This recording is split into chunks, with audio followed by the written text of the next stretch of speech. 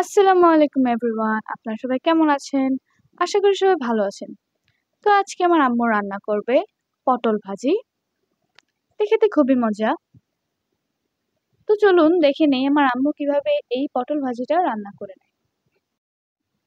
তো এখানে আমি পটলগুলো দুই ভাগ করে কেটে এখানে দিয়ে দেবো লবণ, হলুদ, মরিচ, ধনিয়ার গুঁড়া সবকিছু দিয়ে দিব সব মশলাগুলো। তারপর সুন্দর করে মিশিয়ে নিব যাতে সব পটলগুলোতে মশলাগুলো লেগে যায়। তারপর একটি প্যানে আমি দিয়ে দেব পরিমাণ মতো তেল। তেলটা গরম হয়ে আসলে আমি এখানে দিয়ে দিব পটলগুলো, সবগুলো দিয়ে দিব।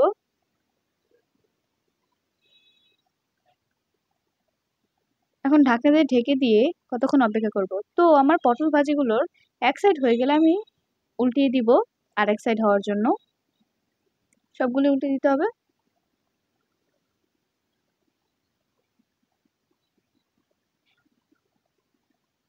তো আমার সবগুলো উল্টানো হয়ে গেছে।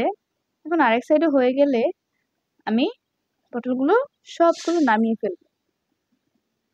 যে এক এক করে আমি সব নামিয়ে নিব, কারণ আমার সবগুলো পটলগুলো ভাজা শেষ সুন্দর করে।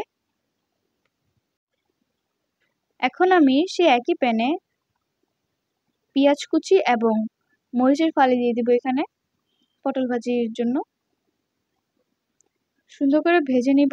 এখন দিয়ে দিব লবণ স্বাদ মতো, আপনার যতটুকু ইচ্ছে ততটুকুই লবণ দিবেন। পেঁয়াজগুলো ভালো করে ভেজে নিতে হবে। এখন দিয়ে দিব হলুদের গুঁড়া,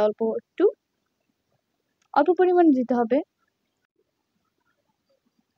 এখন ভালো করে ভেজে নেওয়ার পরে এখানে আমি দিয়ে দিব সেই ভেজে নেওয়া পটলগুলো।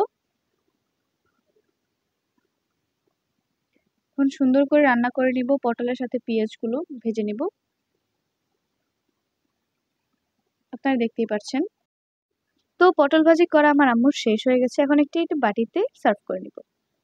এই যে দেখতে পাচ্ছেন পটল ভাজি আম্মু রান্না করেছে। এটা খেতে খুবই মজা। আপনারা যদি এটা কখনো ট্রাই না করে থাকেন তাহলে অবশ্যই এটা ট্রাই করবেন। খুবই মজা পটল ভাজি। হয়তো বাংলাদেশে খুঁজে পাওয়া যাবে না যে পটল ভাজি খায়নি।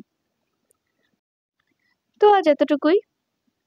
আপনারা সবাই ভালো থাকবেন, সুস্থ থাকবেন এবং আমাদের জন্য দোয়া করবেন। আল্লাহ হাফেজ সবাইকে।